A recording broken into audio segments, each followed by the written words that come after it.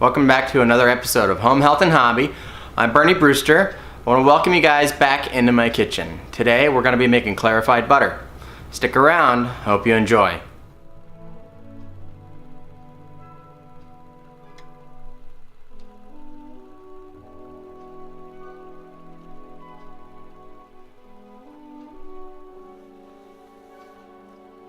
Now, for clarified butter, let's talk about mise en place. You're going to need a pot of any type, whatever you want to use. You're going to need a collection vessel. We're going to be using this for taking off some surface impurities.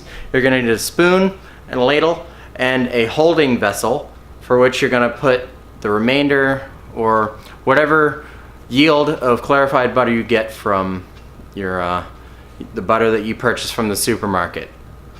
Now, Bernie, why can't I just use regular butter? And I'll tell you. The biggest reason I like to use clarified butter is because it has a higher smoking point and it's better for you than vegetable oils, peanut oils, and soybean oils. Second reason is for flavor. Of course, butter is best, and why not use the real thing? I really like the flavor of this over what you would get out of a bottle, like vegetable oils or even bottled olive oils.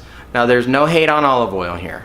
I use olive oil in its place, but butter I feel has the largest use in my kitchen because different olive oils have different flavors and they can kind of throw off the flavor of a finished dish if it gets too hot. I reserve olive oils for light sauteing in Italian and Greek dishes and for salad dressings. They make a great flavor and it's not used. With the mono and polyunsaturated fats found in olive oils, really not good for cooking with. Butter is a saturated fat, but that does not mean that it is bad for you. There are saturated fats found in all of your food, so really trying to escape it if you're on a low-fat diet is really the only way to avoid it. There have been studies shown that butters and dairy fats and different types of natural fats, pork fat, lard that hasn't been hydrogenated, and duck fat are some of the fats that have been demonized for years, but they were never taken into account that they are processed. They use hydrogen, hexane, different solvents in the processing of those to make those products become shelf stable. We're not talking about that here. We're talking about a natural way to make clarified butter a shelf-stable product that will make your food taste great and is good for you in moderate amounts. So what we need for clarified butter, oddly enough, is just butter. Nothing else. I've got 3 pounds of butter here. Now what are we doing when we clarify butter? And it's the simplest answer is gently heating the solid butter and removing the water through evaporation.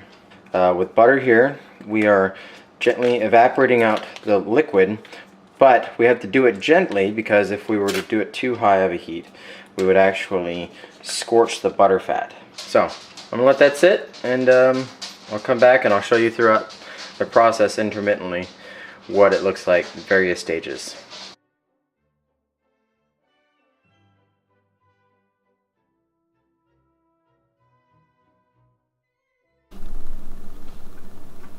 Okay, so what you just saw was a time-lapse video over the course of 25 minutes. And I did that just to demonstrate over the course of 25 minutes, you should be to this point right here. Now, I can actually put my hand right on this pot right here and it's not that hot. It's just hot enough just to melt the fat in the butter here.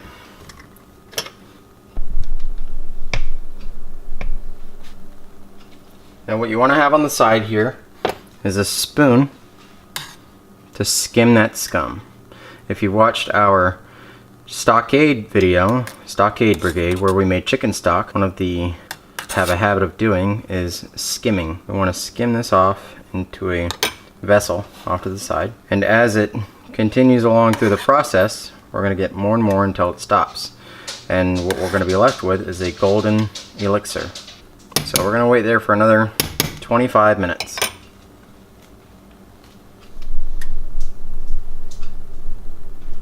Something that I wanted to mention as well is that when you go ahead and make this for yourself at home and improve your lives through better cooking, equaling better health, but I digress. You will actually find that there's a few ways to do this. They're not wrong. One way is better than the other in some ways, and they both have their pros and cons. You can do this really fast. You can do it on a higher temperature if you want to, yielding about the same amount, maybe a little less, but you run the risk of actually burning the butter itself when finished, because you have to catch your clarified butter in the process. You have to catch it right there before all the liquid has evaporated.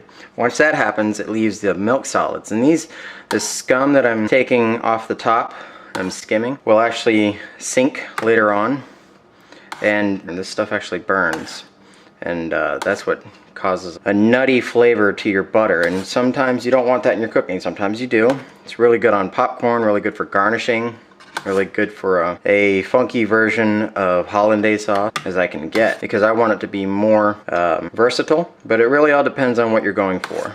So I'm just gonna let it sit here, and hopefully we can get on screen an example of this white stuff, the foam, rising to the top. The basset hound doesn't like being locked out. I'm just gonna scoop it all over to one side. See, right there, rising to the top.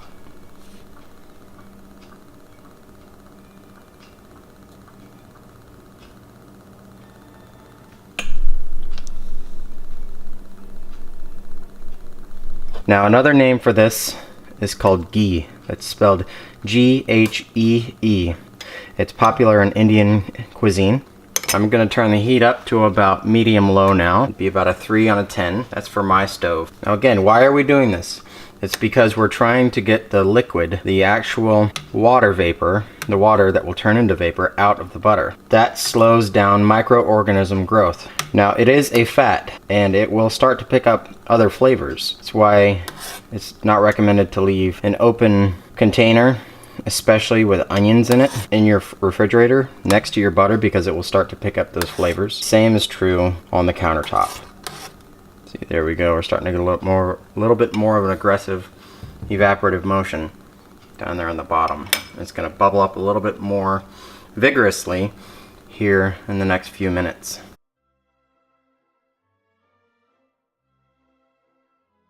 It smells amazing. Now, this will be usable for brushing the tops of biscuits when baking. You can use it for just tipping your bread in as well. This is also what's made for seafood like lobster and crab legs. The drawn butter that they serve alongside, there's no telling in the restaurants if it's actual clarified butter. And if it is, the quality or the grade of it is unknown as well. The server isn't going to know that when you go put your little plastic bib on with a picture of a lobster on the front of it. Again, I want to shout out to my fans and my viewers here who take the time to watch my videos. It's really appreciated. And I hope that my lifestyle lets you see that working in the kitchen can be fun. Or if not fun, it is relaxing and soothing. And through getting into the kitchen and messing around, you start to learn more about your food, the quality of it, and where it comes from, leading to a healthier lifestyle.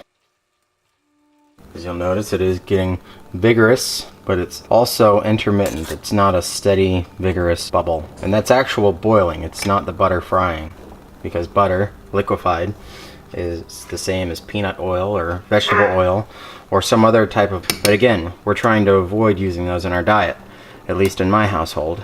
For the longest time, those oils were thought to be heart healthy, but new studies and advances in scientific research show that butter, especially grass-fed butter, like European brands, Kerrygold, which is what I use as well, it is what God provided us with. If He wanted us to have peanut oil, we could get it in the home environment, but we can't. So we're depending on processed foods more and more through our diet, and that tends to make our lives easier in the short run, but again, over the long run, causes us to have high blood pressure, heart problems, increasing your chance of stroke.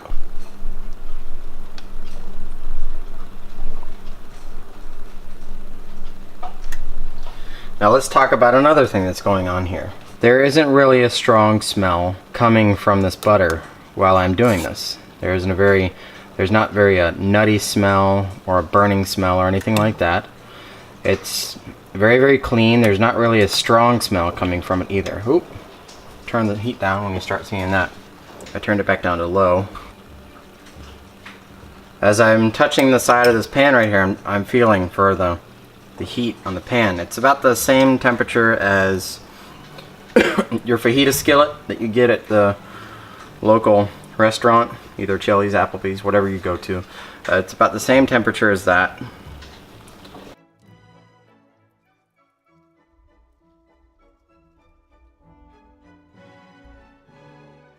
Now you say, Bernie, how am I supposed to know when this is done? Well, I'll tell you. The best way to find out when this is done, and this is why you gotta watch over it, especially when doing it fast, is when it stops bubbling. And then you're gonna start to notice the smell. Now, it all depends. It takes practice to know when it's done before it starts to smell too strong. Once it smells pretty strong, it's too late to go back to what it is that I'm trying to do here.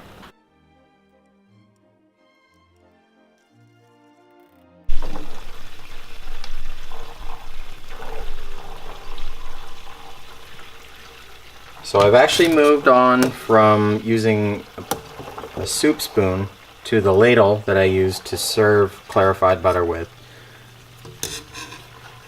making it a lot easier because the volume has reduced by about a quarter, I'd say, maybe.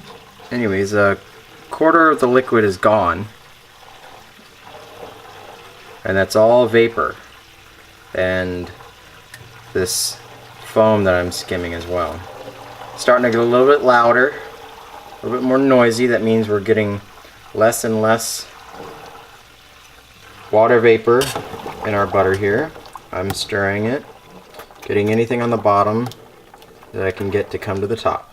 Now there's a point that comes in here that's what I really call the diminishing return, where you just stop trying to skim. You go straight to decanting.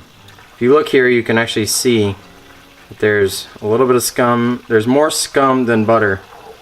I'm sorry, there's more butter than scum in the bottom of that ladle, causing for concern for us to start looking out for the diminishing return, and I think that it's about there. From that point, we're going to be careful here. We're going to turn down the heat. It's actually still on low. I'm going to turn it down even further if I can get my stove to do that. Alright, now here we go. We are to that point where we're going to start looking at taking it off the heat. One last hoorah and getting that scum off the top. And I'll tell you what I'm smelling right now. I'm starting to smell that nutty, roasty flavor that you can only get from browned butter. And that is my indicator of when to start looking into taking it off the heat. So far, we've gotten 3 custard cups worth of scum off of this clarified butter. And starting to make a sound, as you can hear it.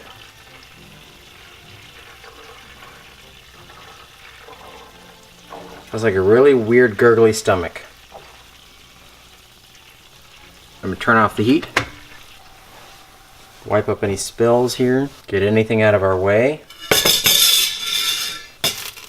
And I'm gonna try to demonstrate this here, what to look out for to not get in your clarified butter container. I prefer this bain-marie here. We can also use glass. I wouldn't recommend plastic. First here, I'm going to ladle this out. I don't recommend plastic for the purpose of off flavors that could possibly be in it. If it's a new plastic container, that's a different story. Make sure it's a BPA free container. Steady pour. I want to avoid getting any of that scum in there that you saw. Now what are we looking for here? It's going to start showing up. And all that milky stuff down there is what we want to avoid browning, because that stuff will burn and cause that nutty flavor of your clarified butter. Just take that into consideration. And that is waste. Minimize waste. This right here is about maybe a quart and a cup of clarified butter from 3 pounds of unsalted butter from the grocery store. Now, this will stay for, I've had it up to 3 months before. I've used clarified butter for up to 3 months, and I never had any problems using it like that. Alright folks, I really hope that you enjoyed watching this video. Let me go over a few key points here to wrap this video up. We kept an eye on it closer towards the end of this video of the clarified butter making process than we did in the beginning. I set it on low and I let it go for 25 minutes. The time-lapse video that you just watched, it actually didn't really need a lot of attendance. And the second half, the second 25 minutes, still didn't need a lot of attention, but it did need it there towards the end. I had to pretty much hover over the clarified butter to make sure that I didn't get any browning of those milk solids or those butter solids that are on the that were left on the bottom of the pan. If you guys have any questions, please post them in the comment section below. If you have any comments about what you do differently, if you do it at all, or how you think I could have improved this video or the process by which I made this clarified butter better, then please leave those comments in the questions and comment section below as well. I want you to smash that subscribe button, and I'll see you on the next video. Thanks again. I've been Bernie Brewster.